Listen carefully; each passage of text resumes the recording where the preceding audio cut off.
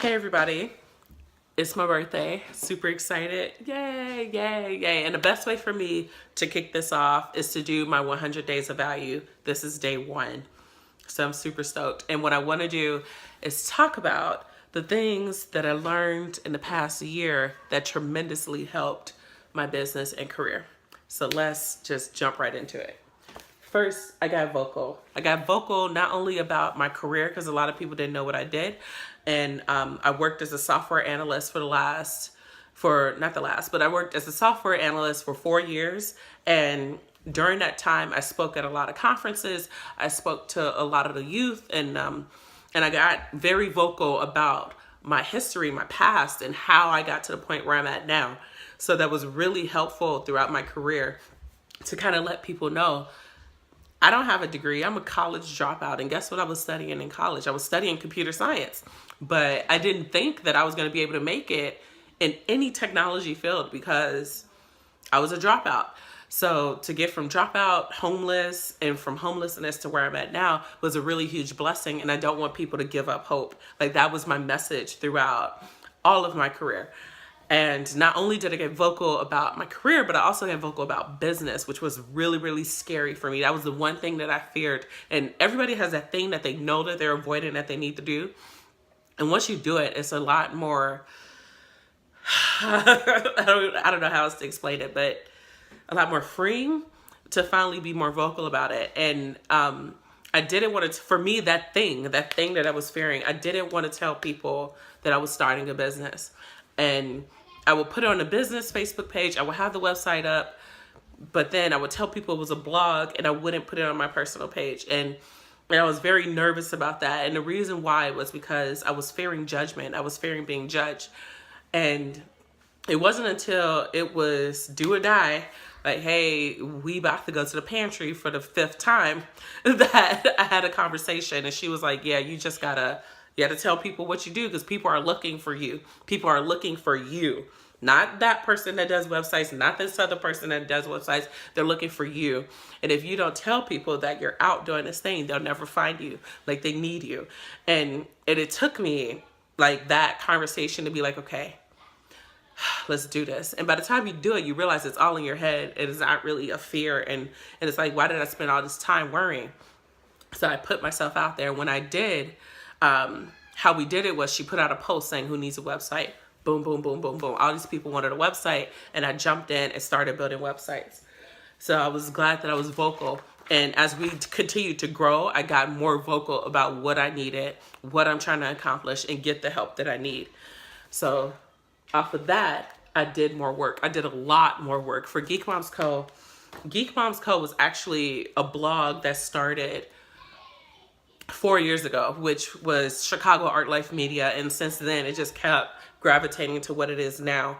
And I did a lot of work behind it. Even, I think I licensed this business in 2016, but I started actually working on it in 2013.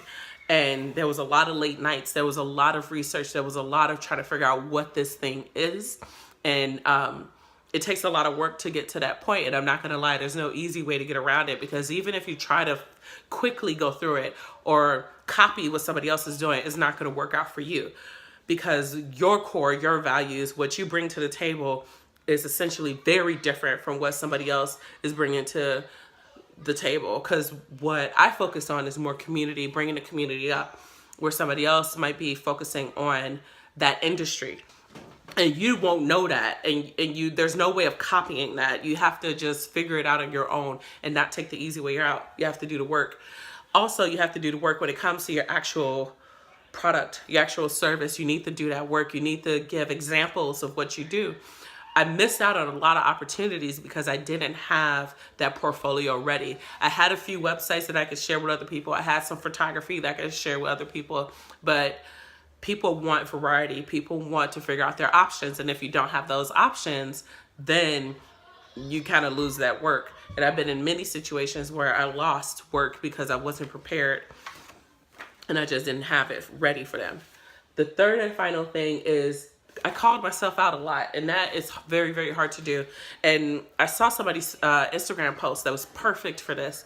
She said, self-love is realizing when you're fucking up and you notice that you're fucking up and you find ways to fix it and you fix it.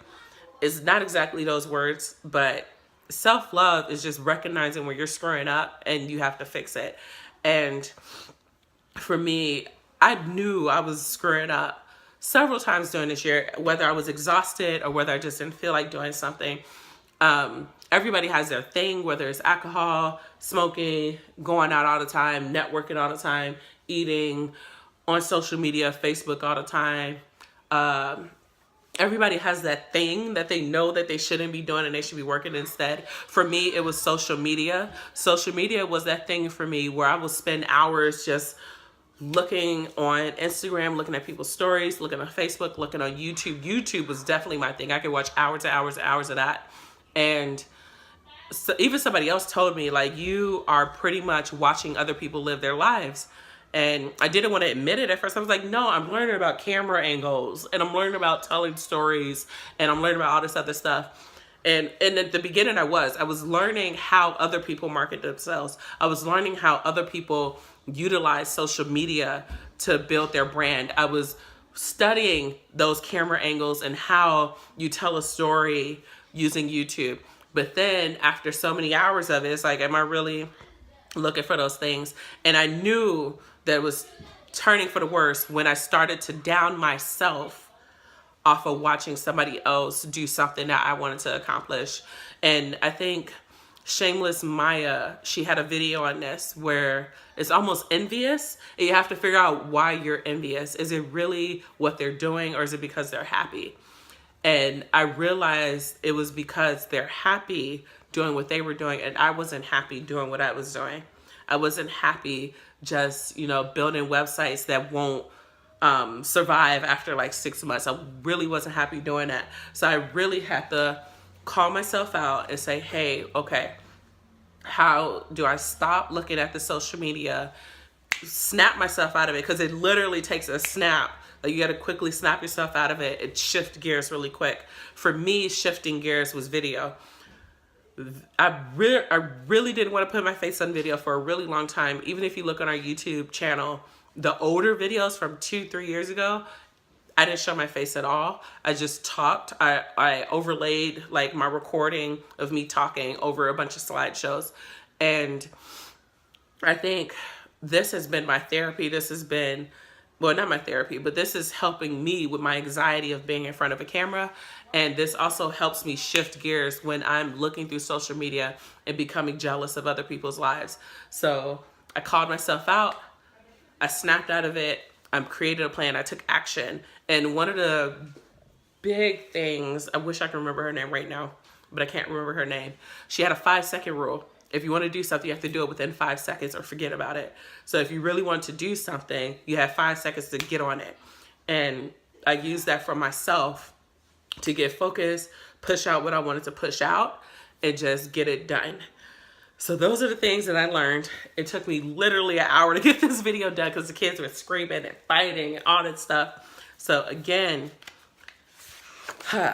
get vocal. Get vocal about what you're doing. Tell the world, I'm doing this thing. You don't have to get specific or tell your secrets. Just say, hey, I want to do this thing. Do you need this or can you help me? Do more work. Even the stuff that you hate doing, delegate it or do the Pomodoro task. I hope I'm pronouncing that right. Where you do 25 minutes, you focus, you do it, then take the 5-minute break, then do 25 more minutes, and then you get that break. That break becomes like your reward in a way. So do more work because there's no way to get around it. Like if you watch Gary Vee, he'll definitely like slap some sense into you. Like you have to do the work. You can't go around it. There's no fast forward to it. You just have to do the work. And it's going to be worth it because when that success comes, then you'll be prepared. You'll have that stuff ready to go. Like when somebody's like, hey, can you give me a Shopify platform app, whatever it is, you throw it out there. And especially for where the way Geek Moms Co is going, I got to get that stuff done because the way that we're growing, things are going to get bigger. We're going to be building platforms. It's going to be bigger than just a landing page.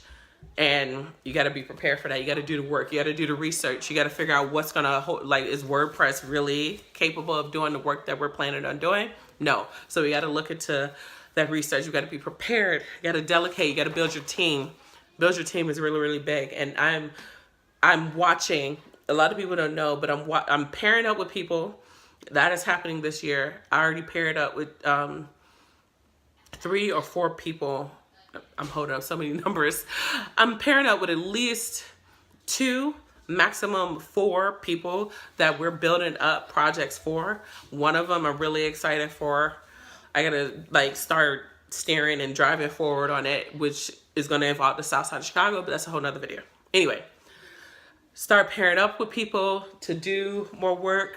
I started checking out people like, you are a good person for this role. You are a good person for that role. At first I was like, who wants to join? But now I'm more picky. I'm looking and I'm like, yeah, you're the person I need to mess with to get this stuff done.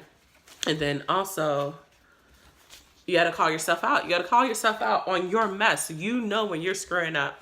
And yes, it's good to relax. After this video, I might sit down for a few minutes, but then Pomodoro, hop right back up. What's the next thing? Prioritize what you need to do and get it done. What is something that you can do once and you can kind of push it out for the next week or 2? Like, I've been doing a whole bunch of videos this weekend, so I know those videos I could take clips and start throwing it out there like Gary Vee does. Shout out to Gary Vee, because I'm copying what you're doing. Like, you gotta, like, he does his long videos and he takes snippets of those and like drops pieces of value, and that's what I'm gonna do. So again, 3 lessons that I learned in the past year: get vocal, do more work, and call yourself out when you need to call yourself out, and adjust, plan it out, take action. Thank you for watching. Now I'm about to go enjoy my birthday, probably by cleaning the house and getting some Popeye's chicken, and I'm gonna hop off. Bye.